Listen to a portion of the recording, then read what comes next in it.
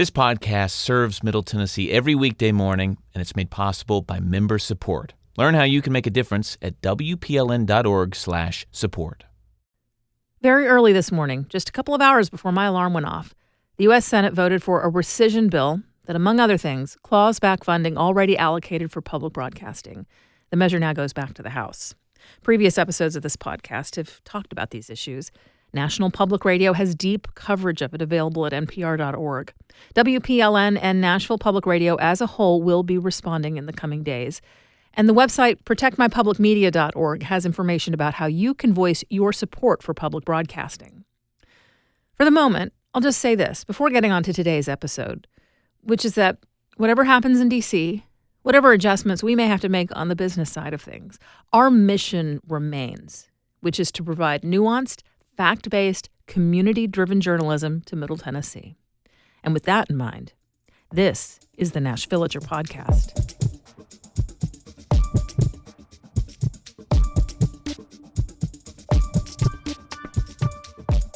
It's July 17th, 2025.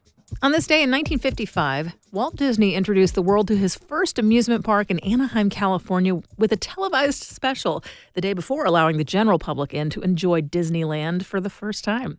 An estimated 90 million people watched the special, which meant that it quickly became known across the country that Disney had come up with a whole new approach to that kind of entertainment complex, one that went beyond a collection of fun rides to layer on intricate decor and theming. I'm Nina Cardona, and this is your daily digest of what's happening around Middle Tennessee with historical context from Nashville Public Radio, WPLN News.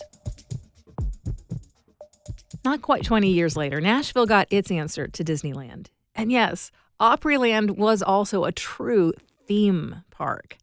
It did not have the support of Disney's Imagineers or Disney money, so Opryland's theming certainly wasn't as intricate or immersive. But it also wasn't trying to feel like stepping onto a movie set, which had been Walt Disney's underlying goal in designing his park. No, Opryland's concept was to theme an amusement park around music. And I have to say, it did deliver on that. Interestingly, that theming meant that Opryland did kind of the inverse of what Disney did. Instead of making a park that helped adults find their own enjoyment in things that might otherwise seem to be just for little kids, like fairy tale princesses and the plots of children's movies, Opryland centered itself on entertainment that appealed to grown-ups and worked in attractions that brought kids into the fun. Not that we thought about it that way as kids visiting Opryland, but when I look back on it now and think about all those live shows with audiences full of people over the age of 30 enjoying the music of their youth, the amount of catering to adults who may have aged out of roller coasters really is quite remarkable. There were amphitheaters all over that park. Every one of them had a pretty robust schedule of shows. A few were straightforward, like a spot to sit on log benches while listening to live bluegrass, but several were big stages to accommodate a good-sized troupe of energetic musical theater majors putting on a costume song and dance show. College kids and recent graduates came from all over the nation to work at Opryland. It was basically the same folks who might otherwise work in cruise ship entertainment, and the kind of performance asked of them was similar. But a summer gig at Opryland had the advantage that you weren't trapped on a big boat with your audience 24/7. And honestly, chances are that if you live in Middle Tennessee, you've met someone who came here to perform at Opryland and just stuck around. At this point, they're just old enough that it doesn't come up in conversation as often. Of course, Opryland was a great employer of locals, too. For the first couple of decades, it was only open in the summer. So among teenagers, operating the Rock and Roller Coaster or the Grizzly River Rampage ride seemed like a pretty cool summer job. You know, I do get kind of nostalgic for those rides.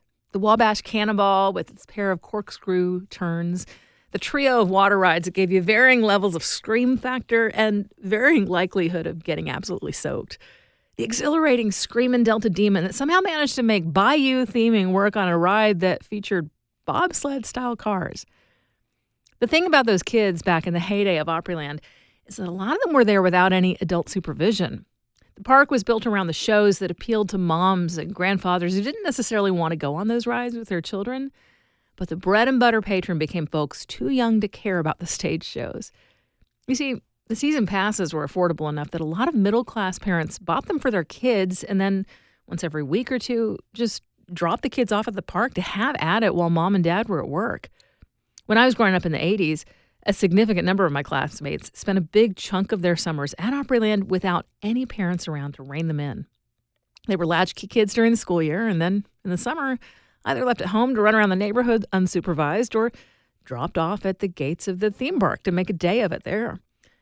And for sure, over time, the park generally put more money and marketing into new rides than it did into offering new shows or stages. Somehow they managed to make sure there were enough rides that even with all those kids running around, the lines to ride them were never too long. But there was one really big exception to that general statement. And I have to assume the moves Opryland made in the 90s to really amp up the star power were an attempt at getting more adults back in the park.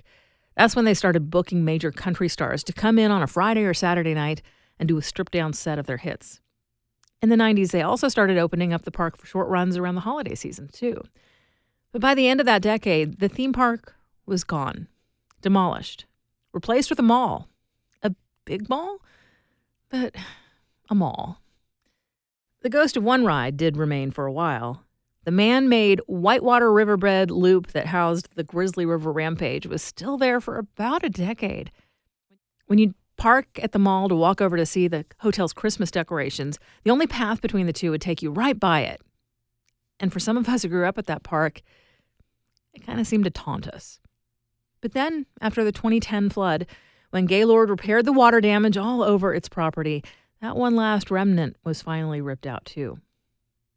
If any of that made you nostalgic or just curious about a park you never got to visit, next week, WPLN's daily show, This Is Nashville, will be devoting a whole hour to memories of Opryland, USA.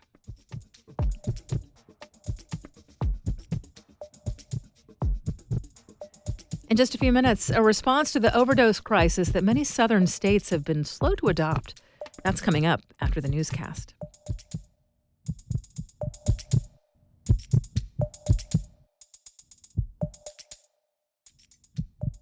You know how important WPLN News has been to you and your family, and you have seen how high-quality local journalism is necessary to a thriving community. You can ensure that this service stays strong and stays available to all of Nashville and Middle Tennessee. Join the Producers Circle with your gift of $100 or more each month and make the bold statement that you support the mission of a more informed and engaged community. Start your philanthropic journey with Nashville Public Radio today at WPLN.org. Here's the latest from WPLN News. Kilmar Abrego Garcia, the man wrongly deported to El Salvador in March, is still in federal custody, despite a judge ruling that he's eligible for release. That's because the court fears he could be deported before his trial. During a hearing in Nashville yesterday, prosecutors argued that Abrego Garcia should be kept in federal custody because they cannot control whether immigration officials deport Abrego Garcia before he's able to stand trial for human smuggling charges. At the same time, witnesses in the case have been given deferred action on their own deportations for cooperating with the government's case. The judge says he intends to rule next week on what's next for Abrego Garcia. More than 1,500 Good Trouble marches will take place nationwide today to protest what organizers say are the Trump administration's attacks on civil and human rights. That includes marches in multiple cities across Tennessee, including locally in Hendersonville and Tullahoma. The protests mark the 5th anniversary of the death of civil rights activist and U.S. Representative John Lewis. He famously coined the phrase Good Trouble and was a fierce critic of Trump during his first term. During the civil rights movement, Lewis organized freedom rides and sit-ins at segregated lunch counters in Nashville. He went on to lead the first march across the Edmund Pettus Bridge in Selma, Alabama, an event now remembered as Bloody Sunday due to the brutal response of state troopers who attacked the nonviolent protesters. Organizers say these Good Trouble marches are inspired by Lewis's legacy of nonviolent collective action. Nashville's version of the march will take place Saturday morning. The state of Tennessee is arguing that it bears no responsibility to deactivate a heart implant in a man scheduled for execution. WPLN's health reporter Catherine Sweeney explains why that could lead to a painful, prolonged death for Byron Black. He was convicted of killing his girlfriend and her 2 daughters in the 80s. Black has several serious medical conditions, including severe heart failure. That's why he has this sophisticated implant meant to regulate both his heartbeat and his heart rhythm. To fix an erratic rhythm, the device delivers painful shocks, like a tiny, internal version of the defibrillators you see on TV. Black's attorneys are concerned that the lethal injection drugs will cause an erratic rhythm, and his device will continue reviving him with shocks. They asked the Tennessee Department of Correction what it plans to do about this. In a legal filing, state attorneys rejected the premise of the question, saying there is no need for a plan. They argued the Eighth Amendment, which says no cruel or unusual punishment, wouldn't apply here. Black's attorneys want the court to force TDOC to deactivate the implant.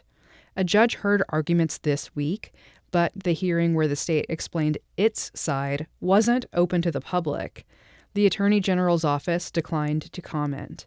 Catherine Sweeney, WPLN News.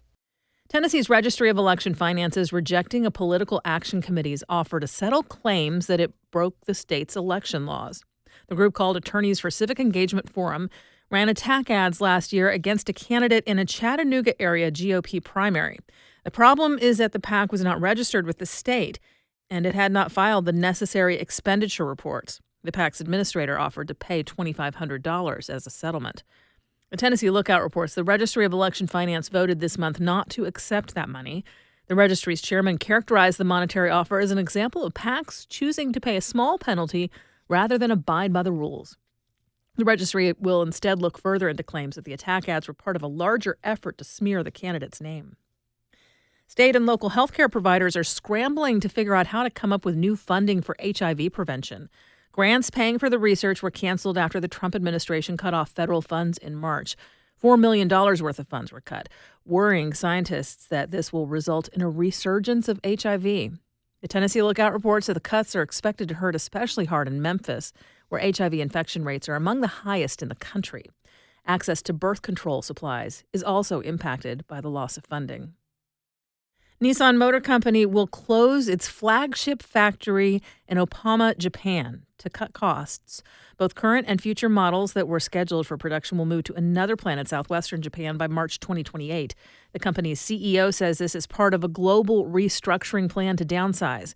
Nissan is Japan's third largest automaker, but has been hurt by declining sales and mounting debt. Its American headquarters is here in Franklin, and the company has factories in Smyrna and Deckard, Tennessee. Company leaders have considered operations here and at its assembly plant in Mississippi to be strategically important to the company's future. Tickets to see Paul McCartney play at the Pinnacle went on sale this week. Dynamic pricing quickly pushed the ticket price to over $2,000 per ticket, causing outrage and confusion among fans. WNXP program director Jason Moon-Wilkins says rising ticket prices have been a big issue since the pandemic. There is regular inflation, but tickets have gone up 80% in just the last 4 years. Inflation is not at 80%. It doesn't make mathematical sense. Wilkins hosts Music Citizens, a podcast about the people in Nashville who make music work. You can listen to episode 4 wherever you get your podcasts. A sewage problem tied to an elementary school in Wilson County has yet to find a solution. LaGuardo Elementary is the district's newest school, and it's still on track to open on the first day of August. But the plan to use trucks to haul its sewage to a nearby treatment facility have hit a snag. The Wilson Post reports that county's Water and Wastewater Authority has been struggling to obtain state permits for what is known as the Academy Road facility. There are questions about the capacity of that location, where sewage from subdivisions has already been overwhelming and led to ponding wastewater. A specially called school board meeting is expected this month to discuss a long-term solution. You'll find more news anytime at WPLN.org. Appalachian states have had some of the highest overdose rates in the country over the past decade, but officials have been slow to adopt some harm reduction efforts that could save lives. For the Appalachian Mid-South newsroom, WPLN health reporter Catherine Sweeney has more. Jennifer Twyman is a big advocate for syringe service programs, or SSPs. She relied on harm reduction services herself when she was overcoming an opioid addiction, and then worked in a Louisville SSP for years. But, she says, the programs have their limits. That's only reaching one group of people that is using in a particular way. Kentucky, like several states across the region, has passed laws legalizing needle services, but different forms of harm reduction supplies, like pipes and other smoking tools, haven't gotten that treatment. If people aren't coming in to access the program because you only give out syringes, just lots of ways to connect with people through harm reduction programs. And the more supplies that you are allowed to give out, the better those responses are going to be.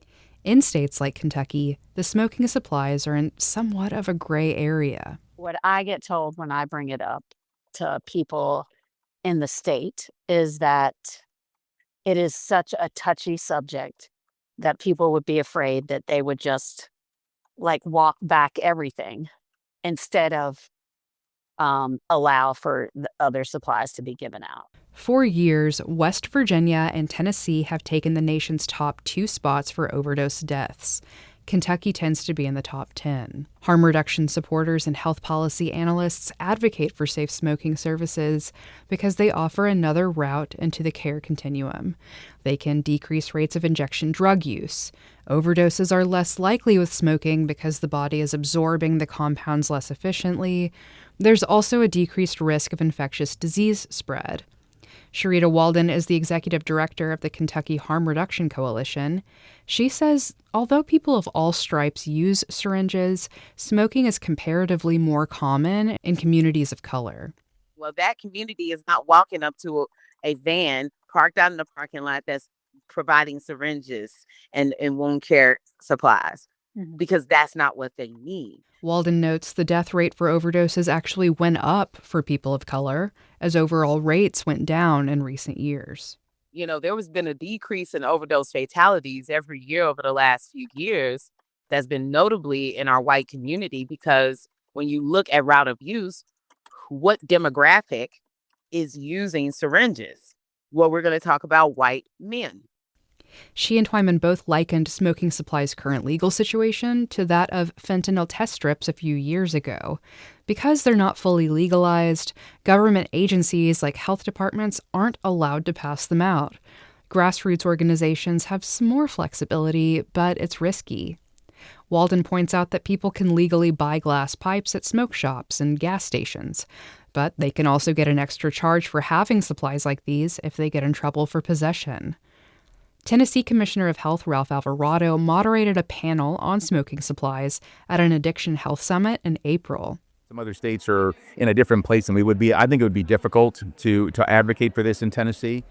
One of the most vocal opponents to these programs in Tennessee has been U.S. Senator Marsha Blackburn. In 2022, she raised concerns about a federal grant program for harm reduction providers.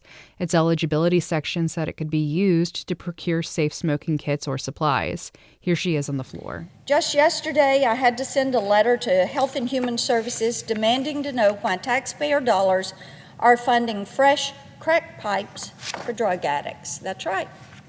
You know, every once in a while you think you've heard it all. The politics are even less welcoming in West Virginia.